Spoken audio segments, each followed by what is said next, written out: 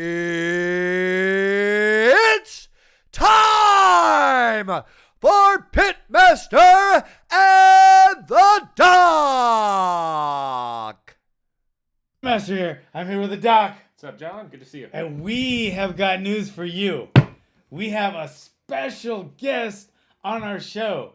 It's a very special episode today. Oh my God. This guy is probably involved in, if not my very favorite fight ever, one of them, in the show of respect, class, and dignity, which was last week's UFC Orlando. Yancy Medeiros, who fought Cowboy Cerrone, and after the fight, he jumped over the cage, hugged Cowboy Cerrone's grandma. They were hugging and showing respect, but pounding each other like he did with Cowboy Oliveira's his last fight. Yancy Medeiros is a warrior, but he's a warrior with a Bushido heart, and it is a pleasure that we get to have him on the show. You're going to hear how respectful, how disciplined, and what a simple warrior Yancy Medeiros is. Stick around. He's going to be on the show. First guest ever. First guest ever, but not the last. All right, John. Here it is. Hello.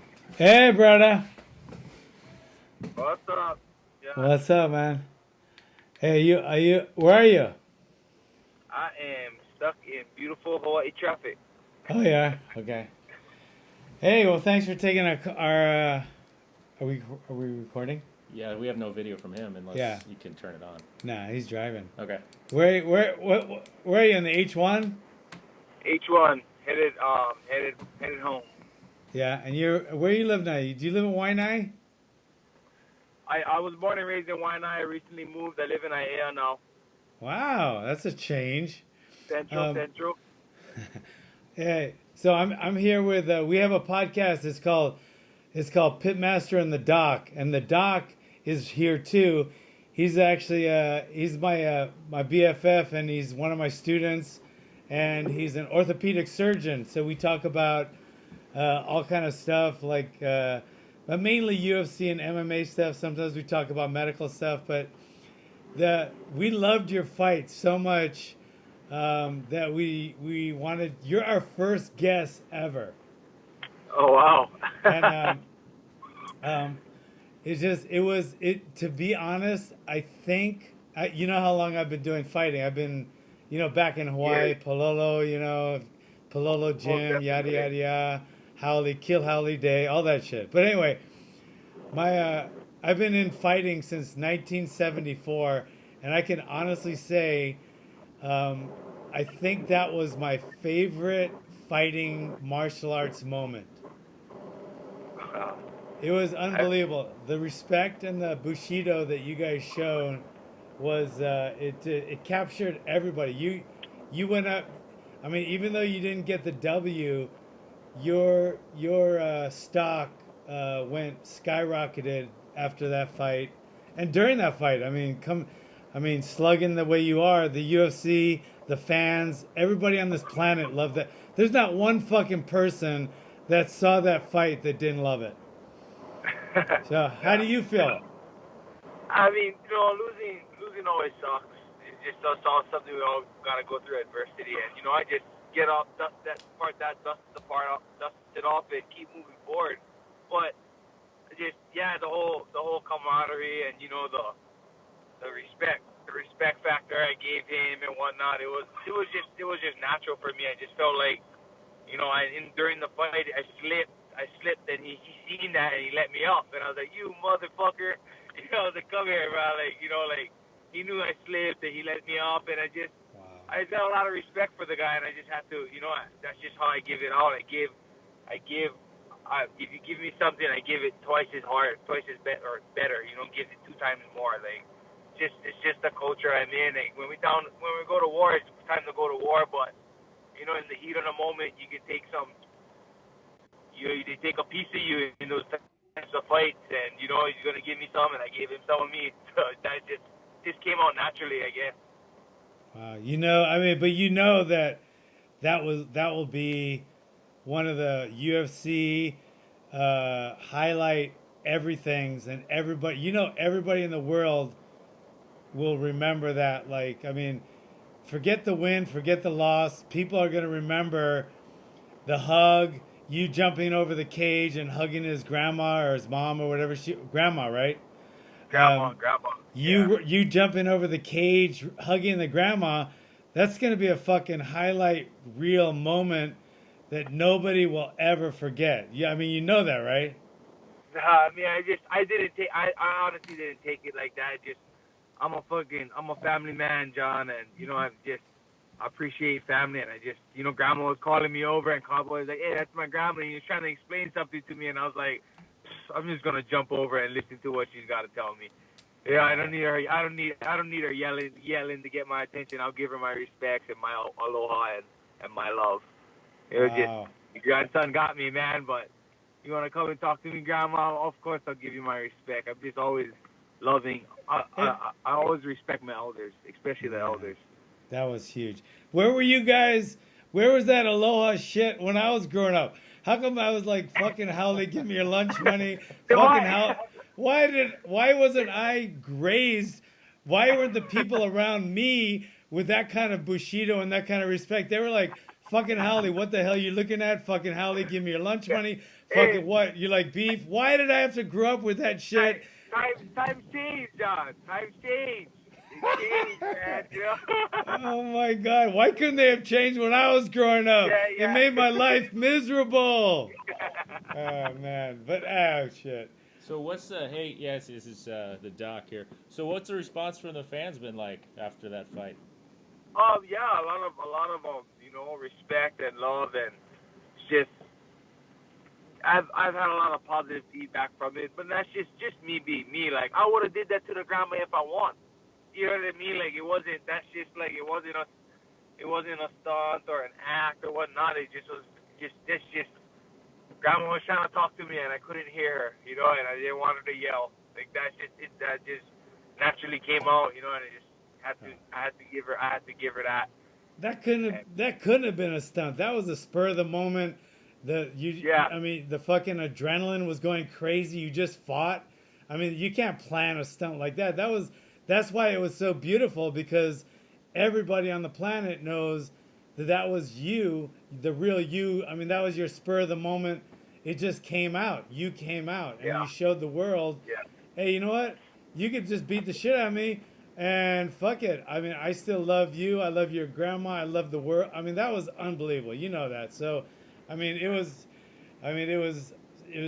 like I said, that was my favorite moment. And the doc here, his name is James, by the way, but we couldn't believe it, you know, and all the fans, you made so many fans that, I mean, everybody knows Yancy Medeiros now, and it was like fucking, it was just like craziness.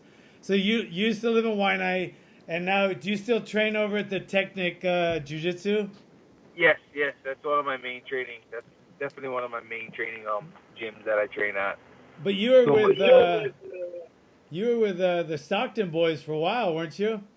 Yeah. I still pay homage to my Cali fam. You know, Nick Diaz Academy. I still represent them too. But you know, I had to make moves, and I had to stay at home, and I couldn't keep commuting back and forth. I have my own family I gotta support, so you know, times change, and it just financially I had to stay home more. And it's just I've been able to focus a lot, and I feel like we've come up with a good system. And man, look at Max. Max has just been getting better and better, and you know, like, I feel I'm getting better and better regardless of the outcome of my last fight. Like, I just gotta, you know, make my adjustments and get back to it. Yeah. Oh yeah, but it definitely seems like a winning formula for the Kanakas, you know. But so you live out by, like, when you live in Aiea, are you talking Halava Heights or like really Aiea? Royal Summit. Okay, that's a new place. I don't even know where that is. Is that near? It's kind of by Newtown. Okay, all right. So it's kind of like Pearl Ridge, Pearl City side. Yeah. Up there. Wow. So how do you buy a house there? No. I live with my grandmaster. He has a studio that he lets me live in. Wow. Yeah. That's pretty cool. And then Martin Buell. what? Wait a second. You are not Universal Kempo. Yes, I am. Oh, I know we talked about that, but Mart, what the? You know about our history, right? Yeah, I know about the history, Yeah. but I've never heard anything bad about it. No, I know, I know. I You know, love, I just I love Martin, and I love. Remember Jonathan Vance? yeah, yes, Yeah, I mean Jonathan. that was my sparring boy when I was coming up, man. When we used to bring our gyms together, we used to. Yeah, He what? he separated from the Universal. Yes, he did, and he came to the pit, and he wanted to, he was in the process of becoming an pit affiliate Hello. when he got sick and passed away. Yeah, it was Yeah, unfortunate. I didn't get to see them lately. I would see them growing up, but I was like in high school when it happened. So I mean, when I seen them, I was like, you know, a kid. I don't understand what's going on. I still gave them my love and respect. What about Takeuchi? Do you know Billy? Yeah, I know Billy, the son. The son used to come and cross train with us. Yeah, what's he doing? He's called me. He came up here and he was gonna train for like 3 weeks. So like he was staying up here and he was training with the pit guys. This was when Chuck was still fighting, or I think it was Okay. And then he was here for like a week and he was like, hey, I gotta go home. I'm homesick now, and he left. The son or Yeah. Billy, the Well, guy, Billy the dad.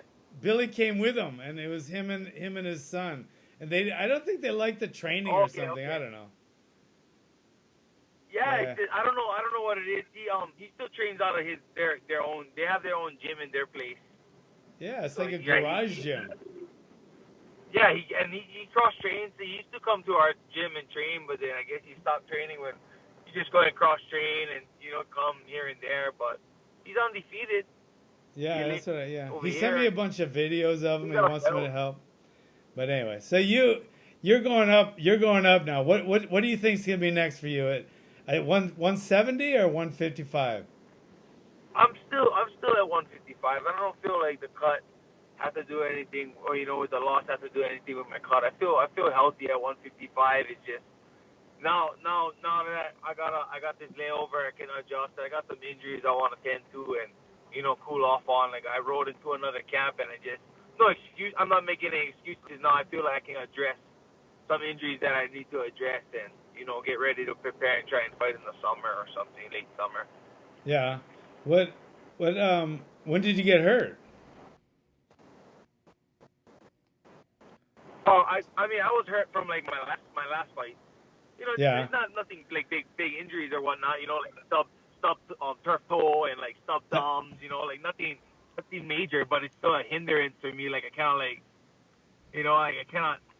I gotta always be cautious of it. So now I can like really tend to it and slow down my practice and really recover and just, get back into a fight like at 100%. Cause the fight before that, I mean, it was a similar. I mean, you got the W in that fight, but it was like that was also a very bizarre fight. I mean, it's like what was like going through your mind? Like, were you rocked at all, or were you just like, all right, let's? Oh. I mean, I most definitely I was rocked on some. Like there's some punches I was like, God, like I was more thinking like the first time he punched me, he dropped me. I was like, you motherfucker, I'm gonna get you back. Like I was just too emotional the first round. I was like, I was in the first round, I was like, I gotta drop him, I gotta get him back.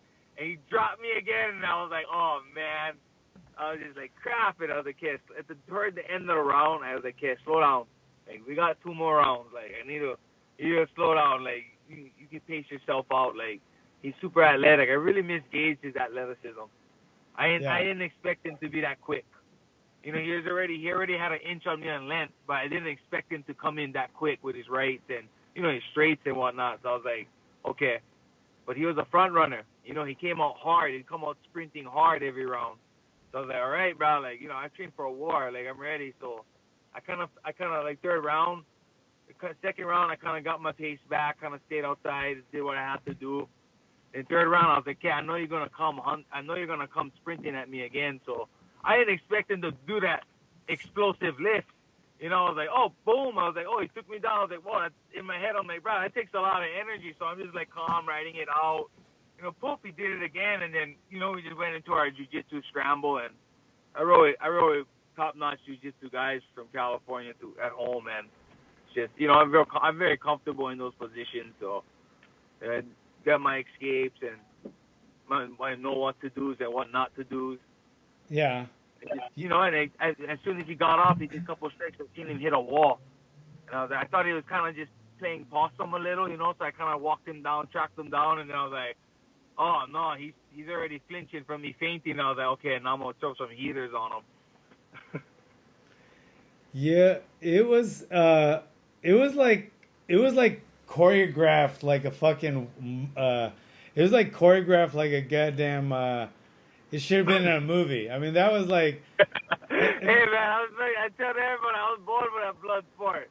Oh my god, that was watching that fight, it was like nobody that was fight of the night, but you think that could have been fight of the year. Is have you heard that? Yeah, I mean, I heard it. I've seen it on a couple pages and whatnot. But you know, other people thought the the Gaethje fight and the Alvarez was more entertaining. And like for me, they're like, oh, what do you think? I'm like, fuck, bro. Like at the end of it, we all get it. Fight of the night means both of us get an ass beat. That's what a fight of the night is. You know, everyone's like, yeah. Fight of the night. Fight of the night's not a good thing. Yeah, I know. I'm like, no, I want performance of the night. Like, you know, like, I'm not trying to get fight of the night. That's just what it is. Like, but you got to admit, I mean, that one was like, I mean, you could have got performance of the night, but I mean, if you factor in all 3 rounds, that was definitely a fight of the night performance. Yeah, he's tough. Cowboy's tough, man. Yeah. So you get. You got Right, 2 Cowboys in a row. How did that? I mean, that was like the 2 crazy Cowboys in a row, man. Yeah, I know. So I thought I could hang with him, and it just fucking got me good, and just gotta fucking get back to making my adjustments, and you know, get back. I don't feel like, you know, he just got the better of me that night. Like I don't feel like I hindered. You know, I can work on a lot of things, but I don't feel like he's just outclassed me or anything like that. I just feel like I have a lot of room to make adjustments and keep the wave. I'm still riding this wave, man. You haven't stopped me from the wave. The Hawaiian wave continues. So had you sparred with him before? Or it seemed like, you know, just watching as a fight fan, you guys seem like friends coming into the ring. So how well did you know Cowboy before this recent fight? No, never did spar with him, never did train with him, man. That was just the vibes that we both gave off. I think, you know, I understand some people, it takes a lot, bro, to get in there. It takes a lot to get in that octagon, and a lot of people have used different methods, have different theories, different mindsets to get in there, and however it is established is however they got to get through it, what they got to do. It's just like, you know, you're getting some man versus I'm not a man. Like, you need whatever you need to get in there. Some people handle their emotions differently. You know, and for me, it's like I can be a hugger, I can be a mugger. You know, when it's time, I'm just a respectful person, and it's mutual. And, you know, you're going to turn on you, you're going to start mugging me. I ain't no punk, but you ain't going to punk me. You know, like, not, you're going to show me love, I'm going to give love back. But in the end, this is a fight. We're still going to have to sling. Well, you guys did. I mean, as soon as it started, you guys sure did. But, you know, John and I talk a lot about on the podcast that you see a lot of negativity in the sport, which neither one of us like. And it was really refreshing, and we just really enjoyed watching the fight and seeing 2 fighters that really respected each other. There were a few that night, but obviously nothing like you 2. So we really enjoyed as fans. We both enjoyed watching. I know John, he was talking on our last podcast. It was his favorite fight card ever. So, yeah. It was a pretty big deal. It's cool to see, and you know, when you see a lot of negativity in the sport, to see the positive side and the real martial arts side of it. So thank you. We enjoyed that. Yeah, I mean, I'm glad it's appreciated, because, you know, some people take it in differently. Like, for instance, like my brothers, Nate and Nick, they don't address their fights like that. It's totally different. You know what I mean? But that's how they gotta get in there. You know what I mean? Yeah, like, a little different. They're like skinny Samoans. Oh hell yeah. Yeah, they're like the Samoans I remember growing up, only a lot skinnier. Yeah, and they ain't scared to throw down. No, they're not. No, they're not, No, man. no. So I mean, it's like them. Like they don't believe in that. That's not that's not their method. That's not their kill or be killed. Like they cannot. That's not on there. And I respect that. That's just how they gonna get in. But for me, it's just I am who I am. I know what I gotta do, but that doesn't mean my emotions gotta be like anybody else's. I gonna feel like how I gonna feel, and I gonna get through. Whether or not Cowboy gave me those vibes of respect, we never did hug. I still gonna swing the way I gonna have to swing to knock him out. There's an objective at hand, but my respect is not gonna change because of that. Yeah. What's your number one goal in life? Oh. That's deep, John. You hitting me with the sensei quote, the question. I mean, stability, I guess, in myself as a person. Yeah. And being able to, if I can take care of myself, then I know I'll be able to take care of everybody that I love and that everyone I'm around. I mean, just be able to provide in any way I can in a giving way, like, to help people, to better people. Like, I'm a very positive individual. Like, I've raised around a strong family, and, martial arts is very, very, very, it's very, very humbling and builds a lot of, I'm just a modest person, and I feel like I understand different cultures, different areas, different ways people live, and I don't judge them. I don't stereotype them. I am who, and I'm going to keep being who I am, and I'm going to push out being positive and keeping that good vibes, because I feel like I get along with everybody because of the way I am. And, some people get different personalities. Some people take some people take things differently. And I'm able to walk away and, hey, I gave him 100. And if you don't like me, it's all good. Like, you're not going to ruin my day. Have a nice day. Like, I'm able to walk life in a good path. So just be stable, be stable in my life. I mean, be able to provide however I can. Where's your people? Are your people still in Waianae? My mom, my parents, yeah, my immediate family, like my parents, they live out in Macau, Waianae side. And yeah, I mean, that would be great. Like, that's part of me being stable, is being able to financially support and be able to provide something for my parents or everyone to live in, and whatever it is. I don't need to be filthy rich, but I have everything I need and nothing I don't want. Yeah. My first boxing match when I was 14 was in Makaha against a guy named James Medeiros. We're probably family. I swear. I was from Palolo Gym, and my first actual PAL, Police Athletic League boxing match, I fought a guy named James Medeiros. He was from Waianae, and it was in Makaha at it was like an old drive-in theater that wasn't a drive-in theater anymore, and it was in the parking lot, and they set up the ring, and it was a regular fight, and I beat him in the first round. I'll never forget that. Yeah. It was a damn Howley hater too. It was what? He was a Howley hater. Oh yeah. Yeah, that was back then. That was back then, man. We ain't got that no more. We try and show the law.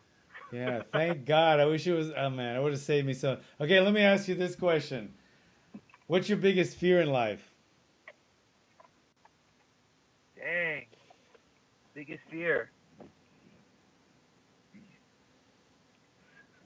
would be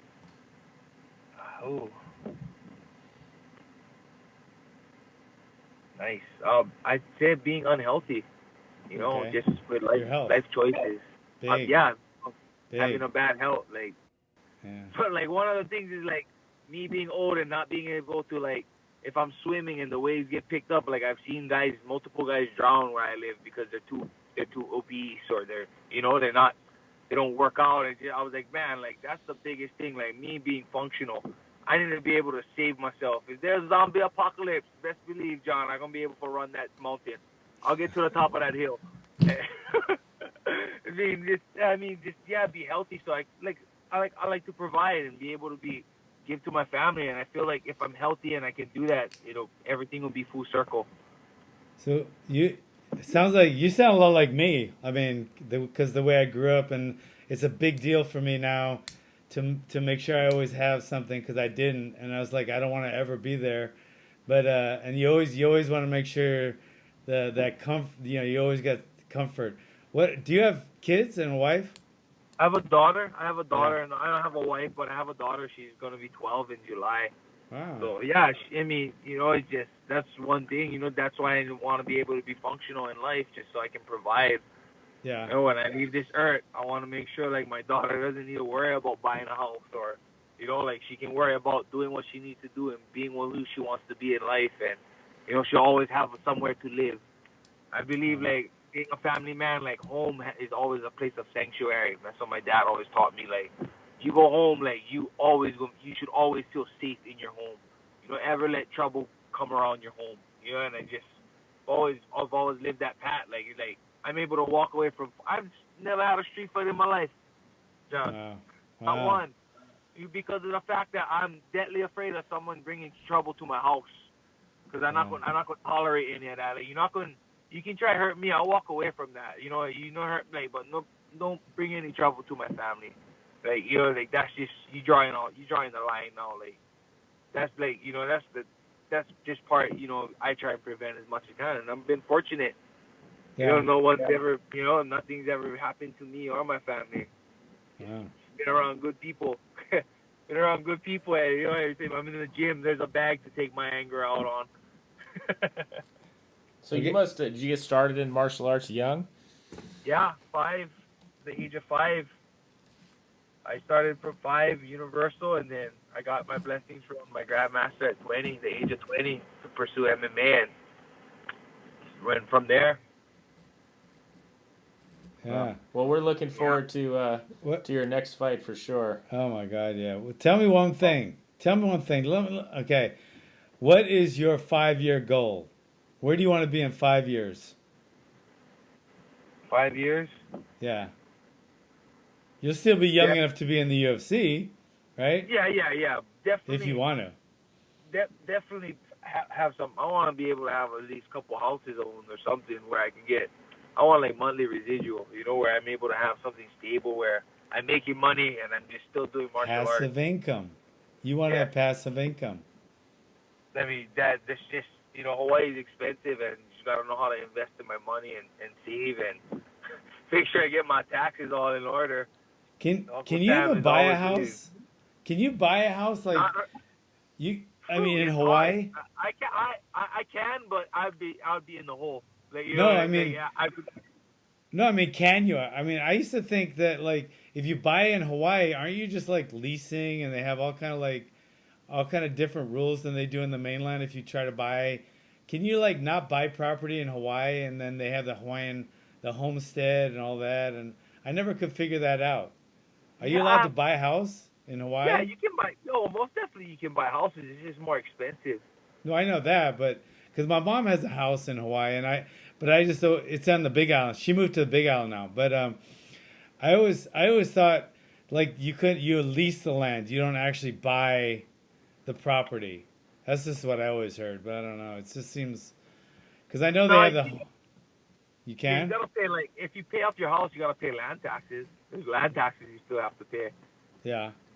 But you can buy a house most definitely. Yeah. Couple more fights. You gonna buy one? Sure. If I get a better payout. Who's your manager? My manager's my uncle. He's just Jimmy Barrows. He's been managing me since I was in Strike Force. But as a manager, don't ask me for a dime. Yeah.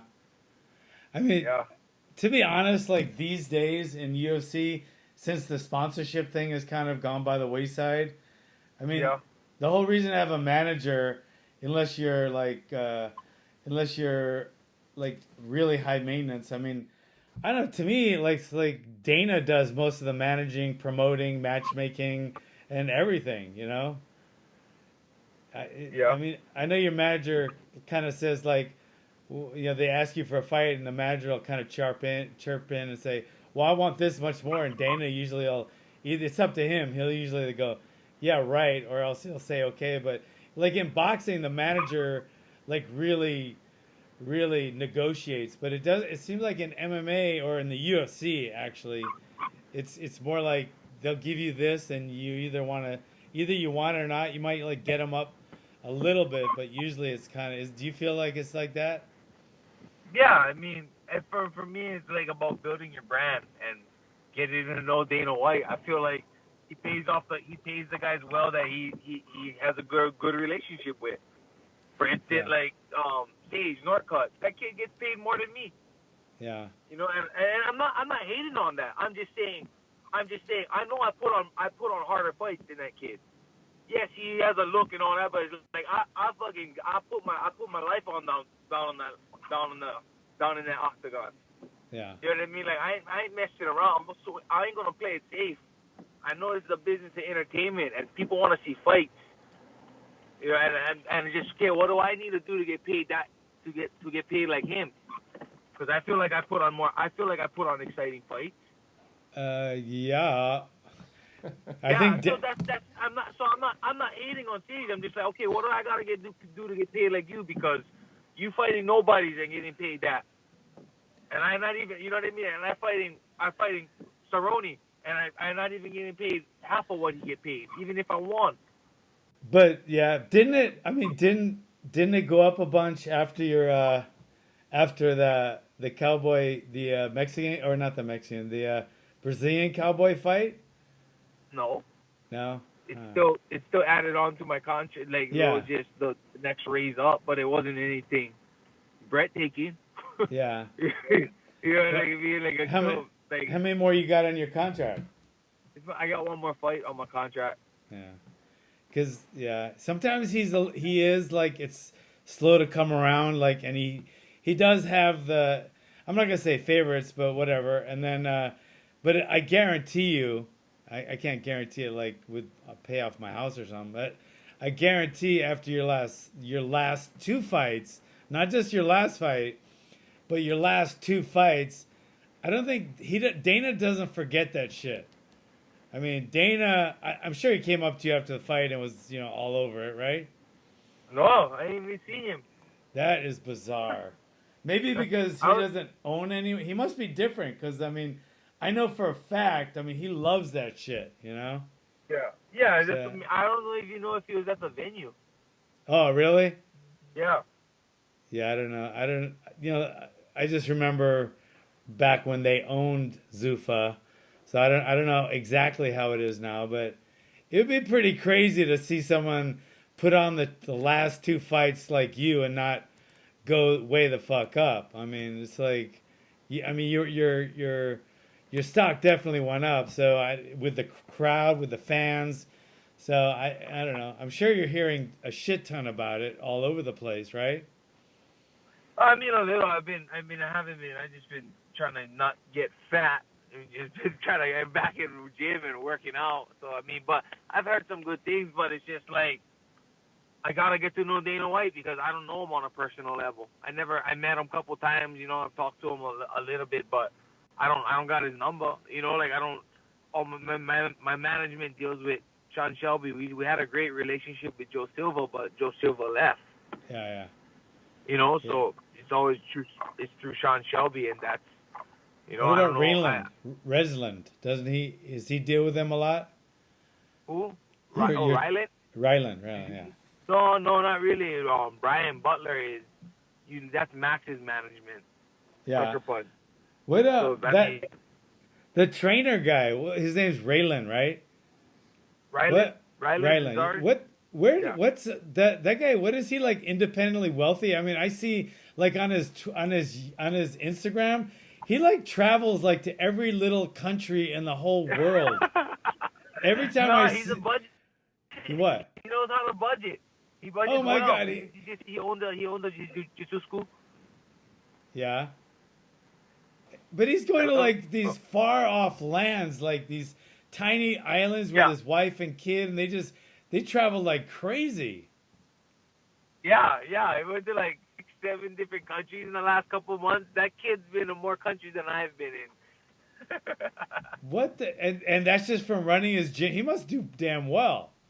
Yo, he has a great gym. He has a great Yeah. gym, great kids class. Gracie Technics is a really great gym. It's solid school. Very good Yeah. jiu-jitsu school. Is Yeah. that where you do the bulk of your training? What's that? Is that where you do a bulk of your training? Yeah, pretty much bulk of my training, the sparring, the wrestling, the jiu-jitsu. You know, I go kickboxing. I go work with my kickboxing coach on the west side. But I mean, bulk of my training is at Gracie Technics. Who do you have on the west side? Not Westbrook, My is it? No, not Westbrook, not Westbrook. Almiral is the last name. Oh man, Def- you gotta come yeah. up to the pit sometime and just come up for a weekend getaway and train. Oh, most definitely. I would love to. Yeah, yeah, I'm down. I'm down, man. That's for sure. yeah. That would be great, man. We got a compound and shit. I even have a guest house up here, man. Oh, where what city is that in again? It's San Luis Obispo. It's about what's about 2 hours south of Stockton, isn't it? Like, it's right by Pismo Beach. Oh, okay. Like if you're going south from from the valley up there, it's about halfway, probably between. Nah, it's not even halfway. It's we're about 2 hours from Fresno. Okay. So yeah, it's not far at all. But so you got your black belt under Buell? Yeah. Yes. Wow. Yes, I did. I didn't I know went that. to first degree and then I pursued MMA. Yeah. And Yeah. he still has his universals going. Yeah, I mean, still all the schools. There's a lot of schools still going. I mean, still has the seminars every year. Still Yeah. strong. Yeah. You know, I mean, whether you use that, use the universal or just the Kempo, because we're Hawaiian Kempo. What does he call his system?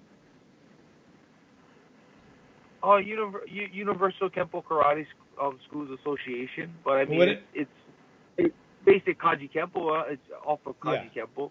Yeah. Yeah. Yeah. Same as ours. Yeah. But so if you, I mean, to be honest, like if you, like once you retire from MMA, I mean, you have a legitimate black belt and you're a legitimate martial art. I mean, it's a lot of MMA guys, they should be a black belt, but they're not. But you are.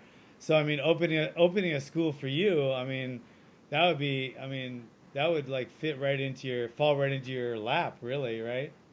If you wanted to. Yeah, I would. Yeah, I would love to. I feel what I need to do right now as as this being a business. Yes, I am a martial artist, and this being a business to entertainment, I need to build my brand Oh yeah. in Oh UFC. yeah.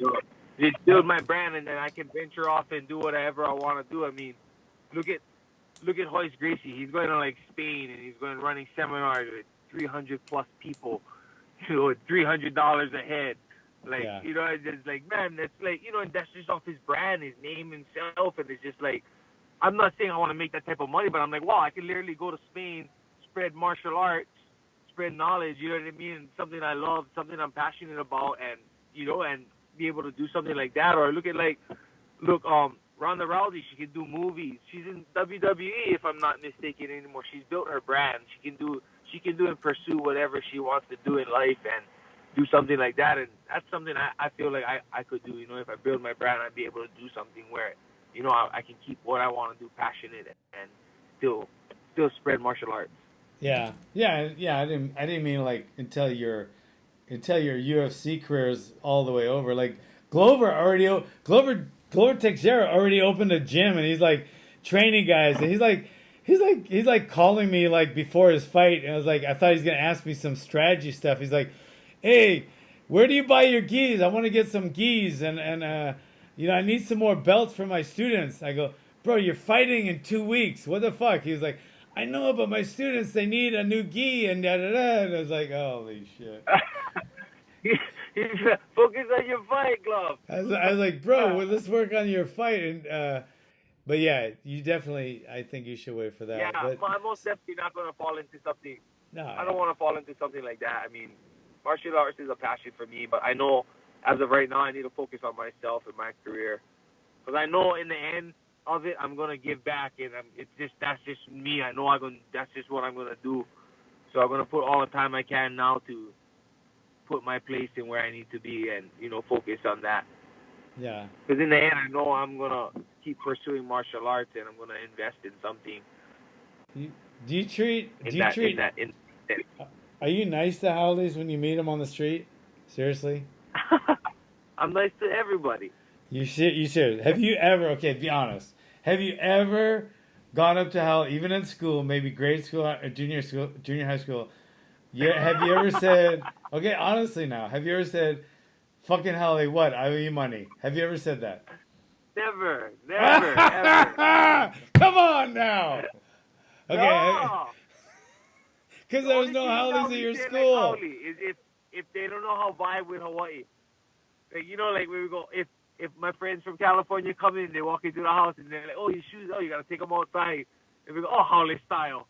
That just means that's what Howleys do. That's just what they do. It's not like no more Howley, get out of here anymore. Everything is when did that change? When did that change? And why wasn't I told? Now. Oh my God! Changed when the cops had to buckle down and people started getting arrested. I know. I swear to God, my teacher hit me in like 7th grade, and he called me a fucking Howley. And when I went home and told my mom, she was like, "What do you want me to do?" It's like, so it's like, yeah. Well, this shaped John's whole personality. Where's the justice? This is John's whole personality was the Howley thing, so this is where he comes from. I got a chip on my shoulder. I hate everybody because of that. So you've never said okay, have you ever said this? "Hey, Howley, give me your lunch money." Have you ever once said that? Wait, what was that? One more time? Have you ever said, "Hey, Howley, give me your lunch money"? No, never. Oh my God! Where were the locals like you when I was coming up? Where was the Melvin Kumakaus and the Daryl Teixeiras and the Scotty Boy Kyochos? What? You know why? Because if the Howleys wasn't tough, the parents was more tough in the courtroom. To get it done worse, you know what I mean? And then whoever would pick on the Howleys, the parents would end up the parents of the bullies would get lickings because now the parents trying to sue. Wow. Yeah. It's crazy, just everything got political. Things like that have changed, man. You just gotta can't be doing that kind of stuff anymore. How is that political, the sovereignty stuff and all that? Is that still going on there? Yeah, there's a lot of people that still do it. I mean, I represent Hawaiian culture. I love being Hawaiian, but brother, you use a cell phone, you get shoes on, you drive a car, you seem pretty modernized to me right now. You use, to just complain about what they write, and I'm like, but I don't know, I kind of complain. Live on a beautiful island, things change. I have no control of it. Yeah. There's no room for complaints in my life. It sounds like everything's good. So, no fights? Nobody talked about a fight coming up? No fights yet. I mean, I'm ready to go to the doctor and address some of those injuries that I want to tend to.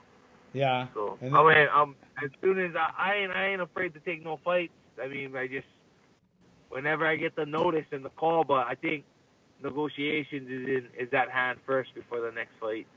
Yeah. Yeah, I got some things to say about that, but you could call me on that one. Just because I've been around a while. So I mean, you got my number. Give me a call later. We'll talk about that. But yes. But hey, we really appreciate you coming on, man. I'm telling you right now, you've changed you've changed everything in the UFC. That what you did. It changed everything. It really did. Everybody's gonna remember you now. Everybody loves you now, and you've laid down the gauntlet. I mean, of sportsmanship. Like anyone's a sportsman now, they're gonna say they're gonna have to top that. That's a pretty big. What? Thank you, man. That's just me being me, John. Just showing my aloha, and I love Howleys. Thank you for saying that. I wish even my teachers hated Howleys when I was a kid. Why couldn't I have one Yancy Medeiros come up to me and say, hey guys, don't pick on the Howley, he's nice. Why couldn't I have a Yancy Medeiros? I had freaking a Daryl Teixeira that was trying to take my lunch money. You wouldn't be who you are now, Yeah, John, yeah. without that. I'm serious. I love you guys. I love Hawaii, man. I love the local fighters, and man, thank you for doing what you're doing, man. You definitely gave me and James an unbelievable fight and an unbelievable display of what everybody is supposed to be like. So I really thank you for that. Oh, thank you. That means a lot coming from you, man.